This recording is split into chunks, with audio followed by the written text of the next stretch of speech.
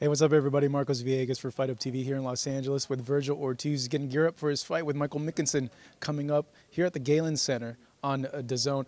Vergil, this opponent, not a lot is known of him. How would you rate his skills, and what do you know of him? He's a very skillful fighter. I know that he's undefeated. He's from the UK. He's ranked #3 in the WBO. You got to be a good fighter to be ranked that high in any belt organization. So I mean, other than that, that's pretty much all I know.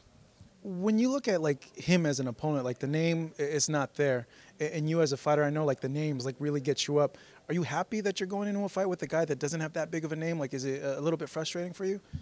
I don't think the notoriety of his name means anything to me. I know that it's going to be a good fight come March 19th, and we're going to show the fans what boxing's about. When you look at the last fight that you had with Mean Machine, what do you want to go and improve upon that performance and bring into this fight? I have a lot to improve upon on that fight. I think that's just for me to keep to myself. So but we're getting better every fight. That's what matters.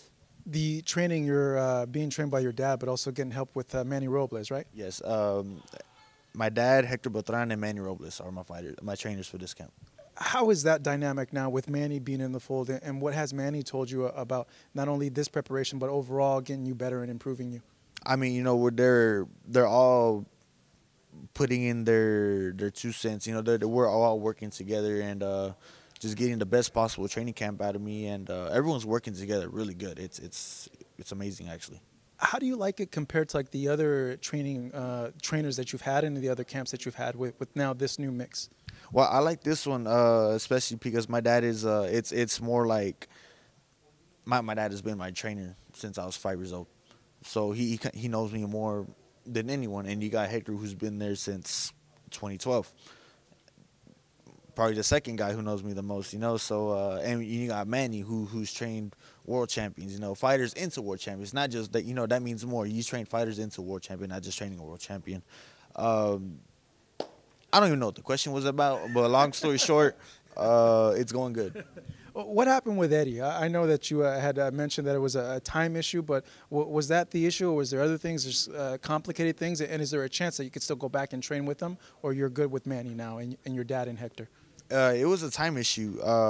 It was just really bad timing, and as far as the other question, I don't have an answer for that. I really don't.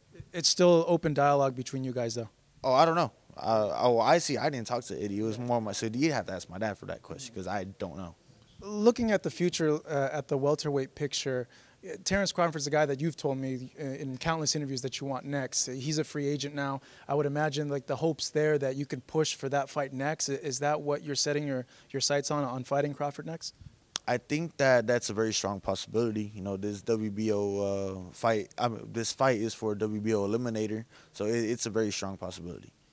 Kell Brook had a big win. Would that interest you at all? Because he is a big name over there in the UK. They could bring you over there as well, and I think that fight would be a good fight over there. I think it would be a good fight. Kell Brook is he's an entertaining fighter. He's an explosive fighter. I like watching him fight, so why not? All right, Vergil, we got to wrap up. Good chatting with you. Good seeing you. Thank you so much. Vergil Ortiz right here returning to the ring against Michael Mckinson. Yeah, I caught COVID in the Hooker fight, actually. You know what? The first time I caught COVID was before I was going to fight in L.A. against Sammy Vargas. I didn't know I had COVID, but I know it now because I couldn't taste anything. I felt really bad, and then I got it again almost exactly a year later against Hooker. And it took a while. It took a while for me to get my power back. I mean, even months after the fight. But I got through it. I'm vaccinated now, and if COVID wants to go round 3 with me, I'm gonna take it. Do you feel like you're back at 100%? Yes, awesome. definitely. All right. So, what do you think?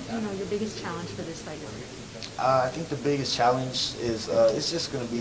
I think it's just gonna be his style. He's gonna try to make it a difficult fight. He's gonna try to complicate things, but we'll keep it under control. Yeah. And what do you think is gonna come easy for you in this fight? Easy? I don't honestly. I don't look at fights that way. I don't look at fights that way. So I really don't have an answer for that. All right. Oscar is here. He's a supporter of yours. Tell me what it's like to have him on your side. Yeah, of course. It means a lot for Oscar to be on my side. He's one of the fighters that I grew up admiring from a young age. I used to fight against him in fight night. You know, I woke my dad up when he was sleeping like at 8 a.m. Like, dude, I just beat Oscar De La Hoya in fight night. He's like, yeah, leave me alone. But so it's pretty cool having him on my side. Yeah. You know, and speaking of your dad, having him as, you know, one of your trainers, what is it like? What are some of the best parts and kind of the worst parts of having your dad? I mean, the best part is that he knows me more than anyone else. He knows exactly what I need to work on. He stays on my ass and all that stuff. And the worst part is that he stays on my ass and he makes sure that I do everything right. But that's like I said, that's also the best part. So.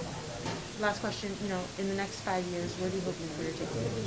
I mean, in 5 years' time, I'll definitely be a world champion. There's no doubt about that. No doubt about that at all. How many belts I have collected by then, I don't know. Hopefully, I'll get out of the belts at 147, but we'll see. I feel like I'm really close to a world title fight. You know, this fight is WBO Eliminator. So, you know, assuming things go well, March 19th, I should be knocking on the door. I think it'll be pretty difficult. Maybe not physically, but like mentally. You know, I think it's going to be a chess match from the start. So what's your prediction for the fight? I think I'm going to win. Last question, what's your message to your fans? I just want to say thanks to all my fans who have been supporting me since day one, from Texas to California to the other side of the world, wherever they are. You're all appreciated. So it feels great being in California. California is my second home. I love being here. You know, it's I'm staying in LA for the first time, and I love it out here. I might buy a house out here. Thank you so much for watching this video, and make sure to subscribe for more videos of your favorite fighters over here on Fight Up TV, and give us a follow online as well at Fight Up TV on Twitter and on Instagram. We appreciate it, guys.